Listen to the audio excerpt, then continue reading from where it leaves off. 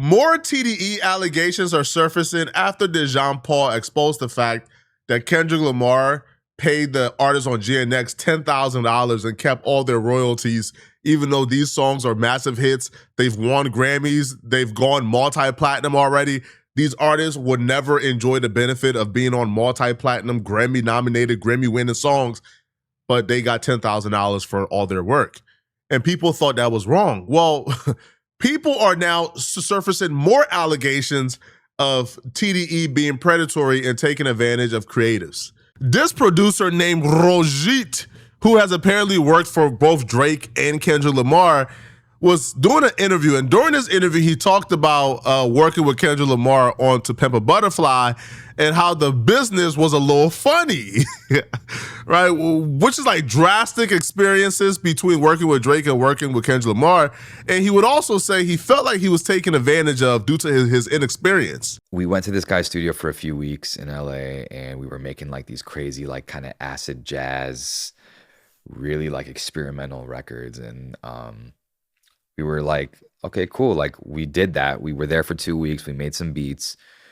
We run into the guy at a show, and he's like, yo, I got to pay you guys for that session. And we didn't know, like at the time, like I said, I didn't know about publishing. I didn't know about producer. I didn't know about anything. Just like, how do you get paid? But I was like, oh, this is how we get paid. You run into the guy and he wants to pay you. So he invites us back to the studio and basically has us, you know, he's like, this is for all the beats we made for my project. He's like, we're gonna have you sign this thing. And the paper said something along the lines of like, you can't collect royalties, you can't collect publishing on these songs. And I'm like, these are weird ass beats anyway. These are like things that are never gonna be on the radio or whatever. And we were just like, cool. So he gave us like $2,000 cash each. And we were like, yo, we made it. You know what I mean? Like, yo, like, look at this. Like, we got like paid cash for beats. Like, this is sick. $2,000 in exchange for royalties is sickening, is crazy. And people, when they heard this, they automatically, they got on TDE's behind, bro. Somebody says, how do they keep getting away with this? It's crazy. Somebody says they literally signed a no royalties contract. Somebody says this is not new for TDE. Kendrick Lamar charged an artist $10K for a feature and then use Interscope to block their release. All they do is package trauma and scam. Somebody says, if you thought Jay did foul-ish, wait till you see what Kendrick got cooked up. TDE and Kendrick are learning from Jay and Rock. Ninjas stand on fake morality and identity politics. Somebody says, the people picked the wrong person to cheer in for this beef. Somebody says TDE are devious and exploit artists and producers. Kendrick Lamar and his team stay steadily finessing artists and producers. This is extremely sad and pathetic. But here's the thing. People, sent me this, like, Flacco, you gotta cover this, Flacco. Oh my God. Maybe my perspective is a little different. Like, this, to me, is a whole lot different than what I think took place with the artist on GNX. The artist on GNX was given an option, $10K or royalties. This situation, to me, is drastically different than what happened on GNX. And I think Kendrick Lamar and TDE may be innocent. Well, I think they are 100% innocent, and you're about to find out why. I think people who are taking this to vilify Kendrick Lamar and to go at TDE, I think they're bad faith actors. Then, fast forward about a year later, Pimp a Butterfly comes out. Everyone's been talking about this album, so I'm like, comes out, put on Spotify, whatever, and I'm like listening to the album. And there's a song called For Sale. And literally, it was one of the beats that we made where like all these keys are coming in and all these. And I'm like, wait a second.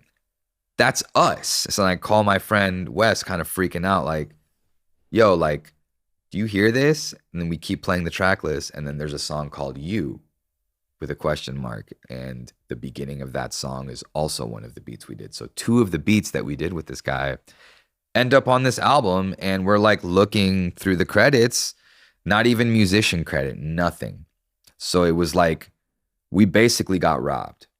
And it was like heartbreaking and also exciting at the same time, because it was like, if our shit is good enough to be used on this, that must mean we're good. Like that must mean something. So I was trying to look at it in a positive light, but I was also like, I don't want to be part of this industry. I don't want to be like, this is messed up. Like people are going to be winning Grammys. People are going to be making money off of our hard work that we wrote and produced. These are our sounds. These are our, you know, this is like our creation. When I listened to this story, I actually listened to the story.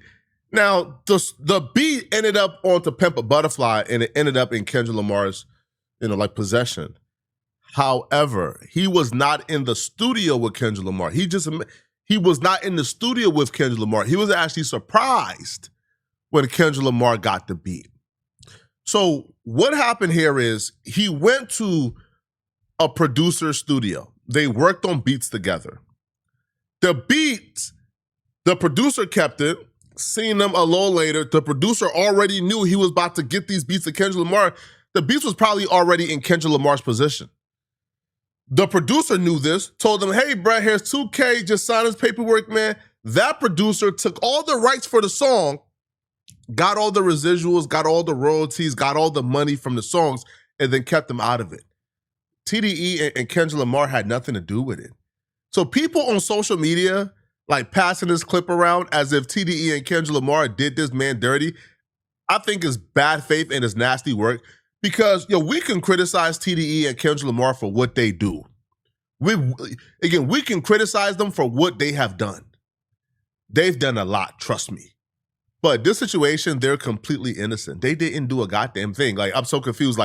They didn't do nothing. The dude had a contract with a producer. That situation was completely separate from TDE. That producer then gave the beat to Kendrick Lamar. How would a Kendrick Lamar or TDE have known that the beat that this producer just gave to him was not created by him?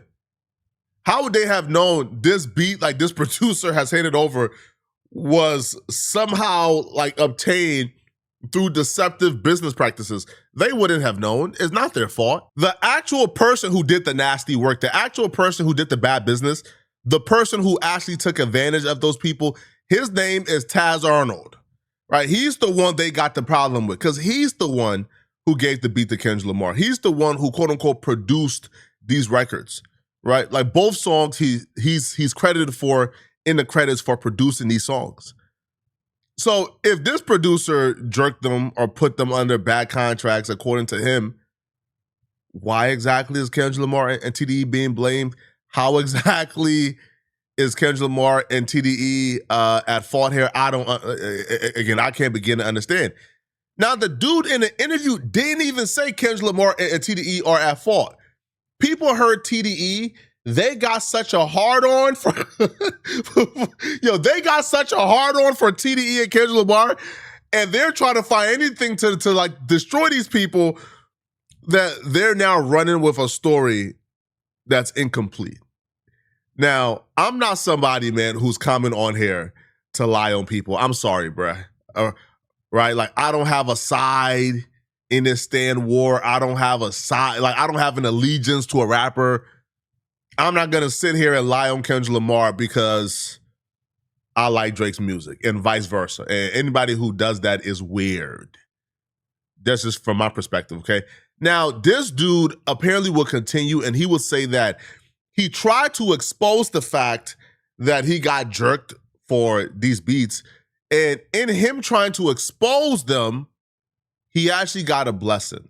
And this entire situation that started off negative actually ended pretty good for him. So basically, I just sort of used that opportunity to post. I was like I went on Instagram and I was like, yo, I worked on these songs on To Pimp a Butterfly, and that caught the attention of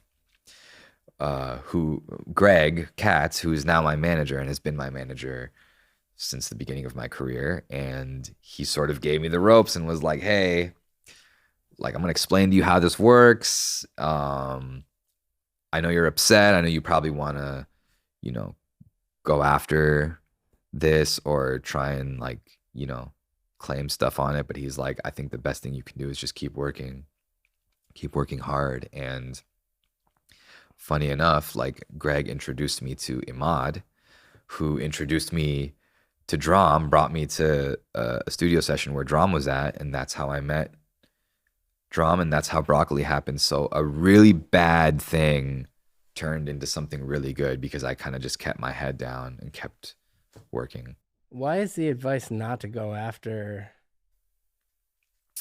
the credit? I think there's something about the hip hop world where lawsuits, it's kind of like, it feels like you kind of like don't want to be that guy. You know what I mean? Like you could, but I feel like a lot of people, especially at that time, and especially since I had the history with Dre and like that was like an aftermath Interscope release, he's like, it's gonna get back to Dre, it's gonna get back to Kendrick, it's gonna get to all these people. They're gonna see your name. They're not gonna know what really happened. They're not gonna be like, well, what's his story? They're gonna be like, screw this guy. Like, you know, I'm not speaking for anyone, but saying like in general, you're just like, you see, you know, I've been a part of songs where like people come out of the woodwork and they're like, this guy is claiming that's his 808 pattern, or this guy is claiming this, and you're just like, I don't even want to think about it because you weren't there, you know. So the one thing that's specific to instrumentalists that's different than if you were just a songwriter is there are unions. right. So like AFM could be like, hey, he played on this and we're going to make sure that we collect neighboring rights and some of this other stuff without having it go through like a whole thing. Honest to God, I think he made the right decision. And even me thinking or him making the right decision in this situation, or that being the right decision, speaks volume to what this industry is about. If he would have made a big stink about it, if he would have went after, if he would have done 1,000 interviews about this, he would have been blackballed and ostracized from the industry. Nobody wants to work with somebody that they believe is like this loud, unworkable person, especially if you start beef with Kendrick Lamar and TDE while they're soaring up. Well, guess what? You're now blackballed. You're ostracized. Nobody want to work with you now. So I think him keeping quiet, him putting his head down and continuing to work, I think is good, right? Because the person who stole his beats, they haven't really had too much success since. Right? Like we haven't really seen them, you know, pop on too many hit records. I think they have had their success in their own right. But I think for like the most part, like he has had a more successful career since. And, you know, like that person probably regrets it, right? Like he probably regret not being able to collaborate on more stuff. Because they could have been a team and a duo, but like he got effed over.